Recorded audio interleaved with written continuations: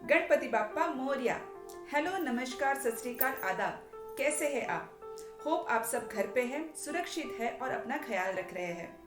पिछले कई दिनों से गणेश जी के आगमन की बड़ी उत्सुकताएं लगी हुई है और कल रात से सोशल मीडिया पे उन्हें जन्मदिन की बहुत सारी शुभकामनाएं मिल रही है।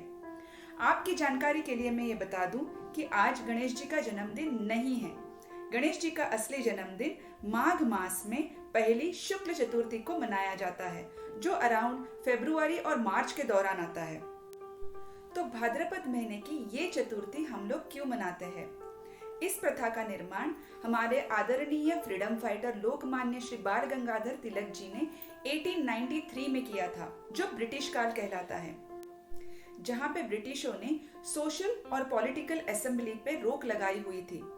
लेकिन लोगों का इकट्ठा आना बहुत जरूरी था। उनमें क्रांति की ज्वाला भड़कानी थी, उनमें स्वतंत्रता का बीज बोना था।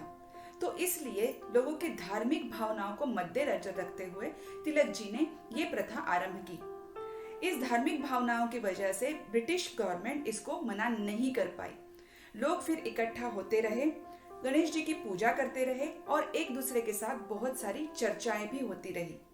हमारे धर्म के अनुसार ये कुछ दिन बहुत ही शुभ माने जाते हैं, जहाँ पे हम लोग गणेश जी की मूर्ति हमारे घर पे या सार्वजनिक स्थल पे लाके उनको स्थापित करते हैं। उनकी दिनों पूजा की जाती है, उनसे मन्नतें मांगी जाती है, उनको भोग चढ़ाया जाता है, उनकी आरतियां गाई जाती है।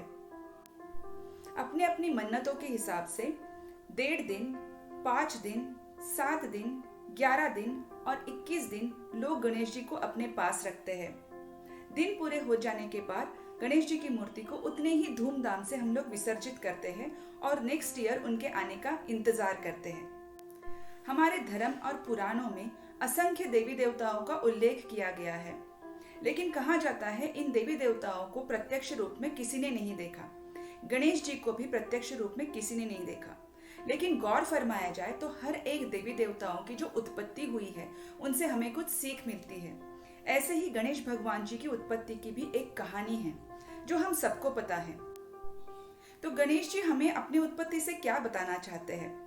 पार्वती माँ ने जिन्होंने अपने बदन की उपटन से गणेश जी को बनाया और उनमें जान डाल दी, उन्होंने आदेश दिया था कि चाहे कुछ भी हो किसी को अंदर ना आने देना। गणेश जी ने उनकी आज्ञा का कुछ इस तरह से पालन किया कि उन्होंने अपने पिता तक को भी अंदर नहीं जाने दिया। उनके पिता को क्रोध आ गया और उन्होंने उनका सर काट दिया।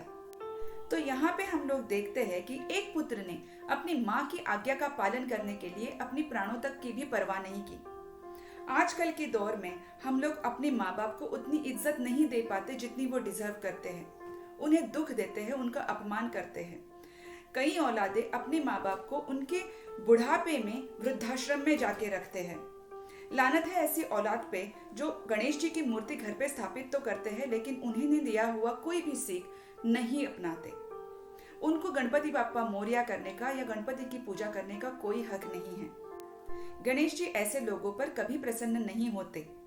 आज इस शुभ अवसर पे हम लोग एक बात तय करते हैं, हम हमेशा अपने बड़ों का आदर करेंगे, उनका सम्मान करेंगे, उन्हें कभी दुख नहीं देंगे, हमारे माता पिता को सर्वप्रथम प्राधान्य देंगे। हमारे पुराणों में देवी देवताओं की उत्पत्ति की जो सीख है मैं आप तक पहुंचाती रहूंगी। तब तक के लिए नमस्कार। गणपति बाप्पा मोरया। गणेश जी की कृपा आप पे और हम पे हमेशा बनी रहे।